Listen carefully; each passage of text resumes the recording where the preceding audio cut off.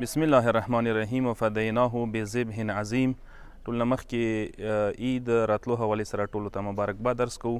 کوم کسان چې د عید کې قربانۍ کوي پروردګار دې نه قبول منظور وګرځوي.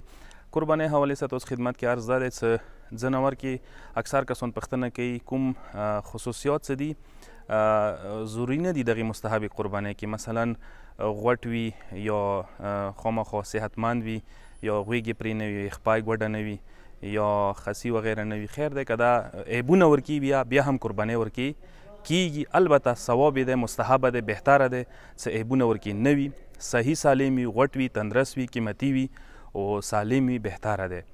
او خاص کر عمر چې کوم دی هغه پکار دی لحاظ وساتلی شي.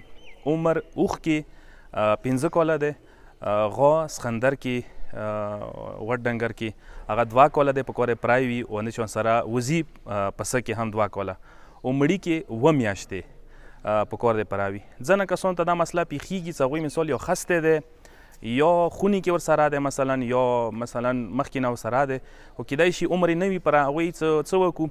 یو راه حل شته دی. راه حل دا دی چونکې سیستاني غوا فتوا نه د احتیاط واجب یې ګڼلی دی. احتیاط واجب کیدای شي بل مجتهد ته رجوع کیدای شي.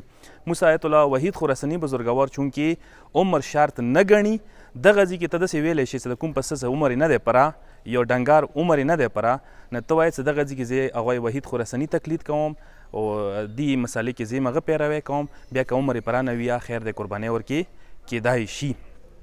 یو عرض دا هم کوو دې ځای کې چې ټولو نه زیات ثواب چې قربانۍ دی هغه اوښ دی.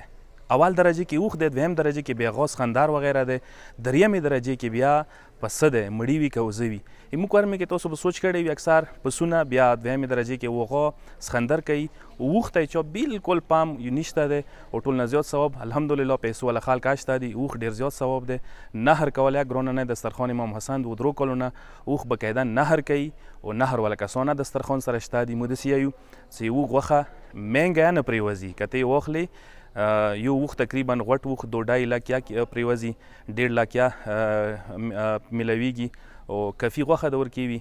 نو دسترخوان امام حسن سره پرسه کوله چې موږ یو اوښ چیک کولو نو هغوی مطلب دوره تندرست و صحتمند و چې پیسو حساب سره 400-500 روپۍ کیلو پرېوتلو، یعنی نور ډنګر نه ښه دی. نو زموږ ریکویسټ دا کوو چې کله ثواب ګټوئ یو مشترکه قربانۍ اکثر کسان کوي، نو څه بهتره خبره چې بهتر څه تاسو اوښ کې قربانۍ وکړئ. پروردګار عالم د موږ ټولو ته قربانۍ کولې او قربانۍ کې شریک شولې توفیق نصیب کړي. خصوصا یو هغو کسانو دپاره چې هغوی قربانۍ نه کوي، دا قربانۍ وینې کې ډېر برکات دی. او که ته نه کوې یا کم از کم چا سره یو 500 واچوه، چا وس کم وي یو سلګون چا سره قربانۍ کې واچوي یا ثواب کې ورسره شریک کېدای شي. زرګون وي، 2000 وي، 5000 وي، پکار یې چا سره قربانۍ کې شریک شي چې هغه وینه تاله شي، هغې وینې ثواب ته ضرور رسیږي. هغه برکات دي، د کال قسم آفات و بلیات بیماریو نه برطرفي کیږي. والسلام علیکم ورحمة الله وبرکاته.